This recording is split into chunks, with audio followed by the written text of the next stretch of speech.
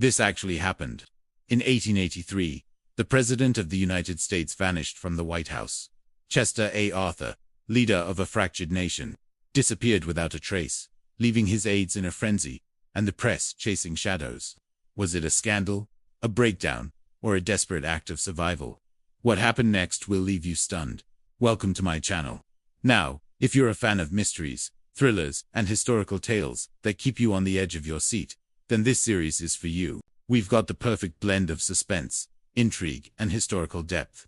Join us every week for new episodes, and let the thrill unravel before your eyes. It's the year 1883.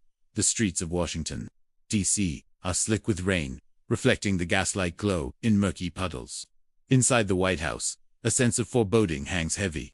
It's 11 p.m., and President Chester A. Arthur isn't in his private study, reading by the fire as one might expect.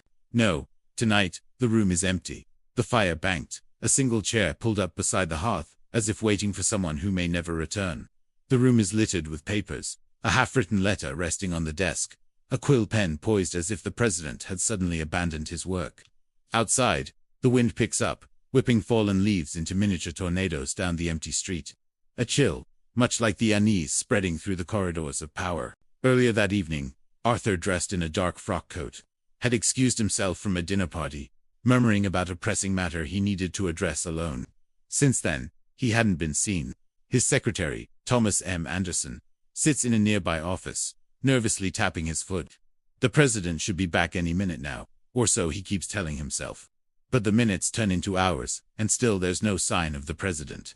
Finally, when the clock strikes midnight, Anderson springs into action. He calls the local police, not daring to imagine the worst, but aware that something is terribly wrong.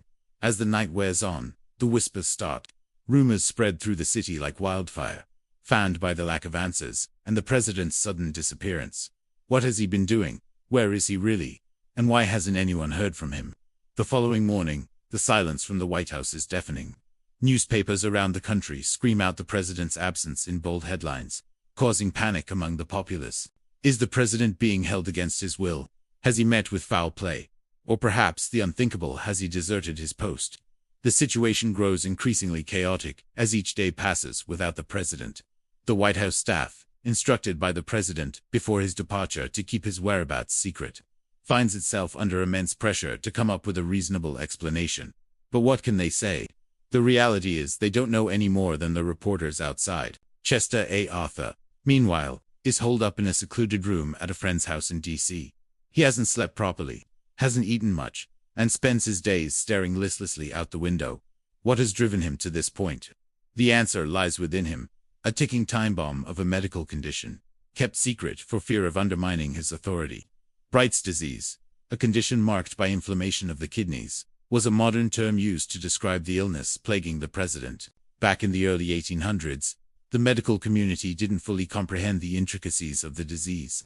It was considered incurable, a grim fate that hung over Arthur like the sword of Damocles. Having received his diagnosis a year prior, the president had done his best to soldier on, hiding the truth from the American public. He knew that revealing his illness could send the country into turmoil, casting doubts over his ability to lead. With no effective treatment available at the time, his choices were limited.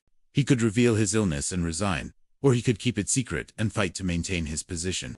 He chose the latter, bearing the burden of his illness in solitude, pushing on with his presidential duties despite the constant threat of death lurking in the shadows.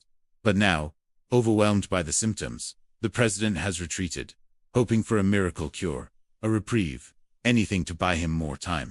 But time, it seems, is running out. Back in the White House, Anderson tries to put together the pieces of the puzzle, trying to understand why the president would do such a thing.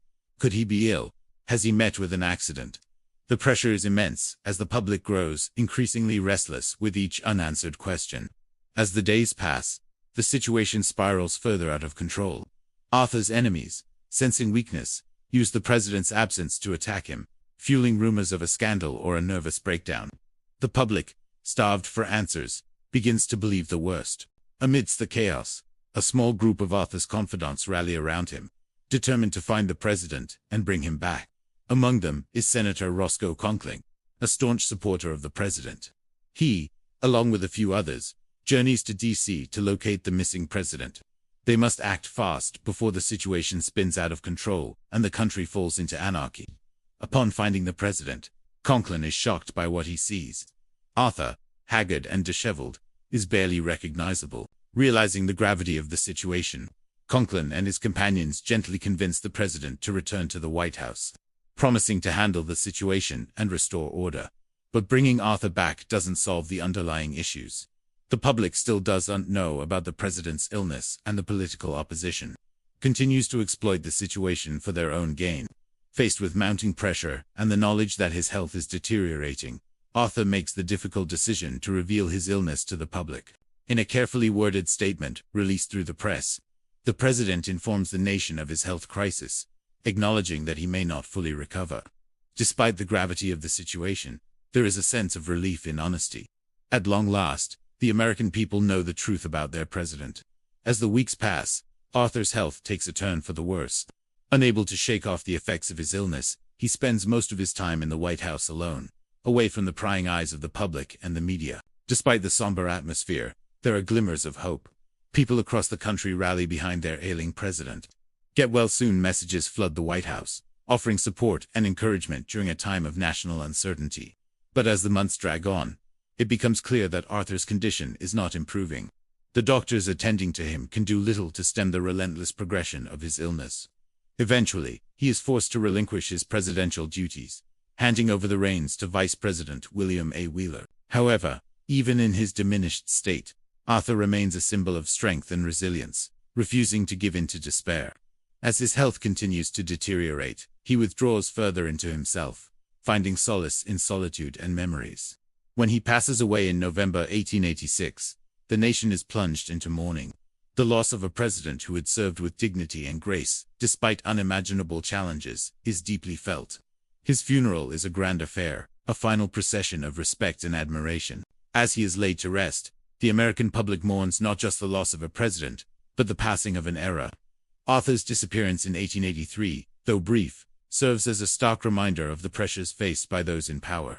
It was a moment when the fragility of leadership and the ruthlessness of the public eye were laid bare. His struggle with Bright's disease added a layer of complexity, showcasing the personal toll of keeping secrets in the face of overwhelming odds. Arthur's story compels us to ask, how far would we go to protect our own? And in the relentless glare of public scrutiny, what does it mean to truly be strong? Now, we want to hear from you. What do you think? Would you make the same choices as President Arthur? How would you handle such a situation? Your thoughts might just make for an interesting twist in our series. Don't forget to share your thoughts below. Also, if you enjoyed this episode, hit the thumbs up button. Thank you for joining us this week. See you next time.